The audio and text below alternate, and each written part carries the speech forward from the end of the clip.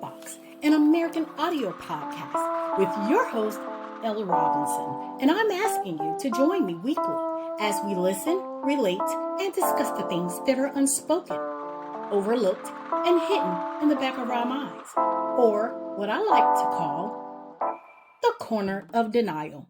So engage with us. Share your story.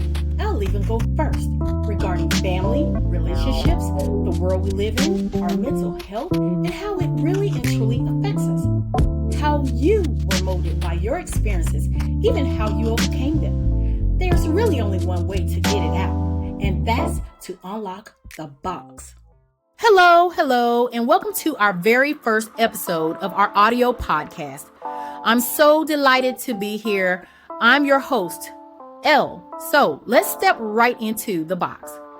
Why do the holidays bring out the best in some families and the worst in others? Have you ever walked into a family gathering and felt like you were sitting at a table full of strangers or even worse, enemies? Now, I've had my share of situations where the people closest to me weren't honest, loyal, or safe. And it started a domino effect.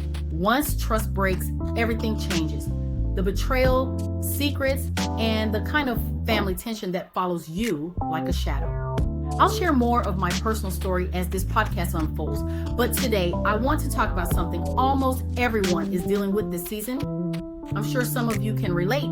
Have you ever noticed how distrust sneaks into relationships almost without us realizing it?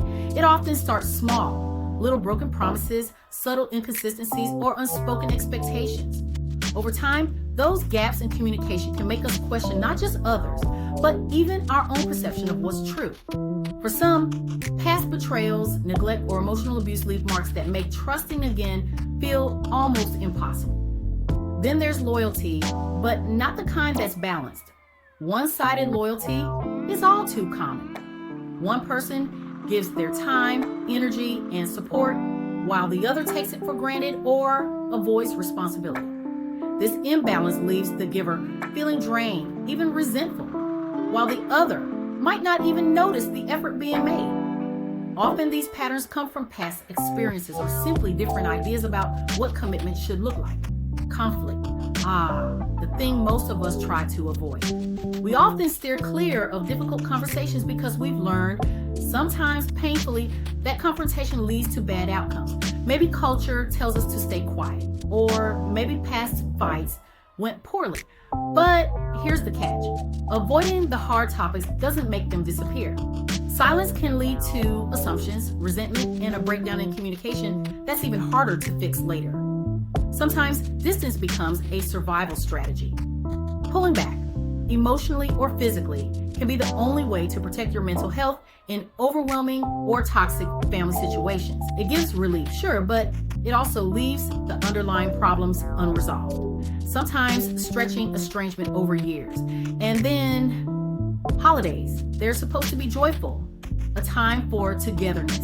But for many families, they act like a magnifying glass, bringing every old tension and unresolved conflict into sharp focus. Financial stress, scheduling pressure, and the chase for the perfect celebration can turn nostalgia into disappointment or even spark real conflict. The truth is, these dynamics are universal. They show up in every family, in every relationship at some point. The key is recognizing them, understanding why they happen, and figuring out how or whether to navigate them. In my family, distrust started long before the holidays, but every year the holidays would expose the cracks. People would smile, but the energy would be off. I had to learn that sometimes the loudest thing in a room is the thing nobody has the courage or energy to speak on. And usually that's followed by fear. Fear of their reaction. Fear of further family division, or fear of the truth actually being revealed. It's okay to love family from a distance. It's okay to protect your peace.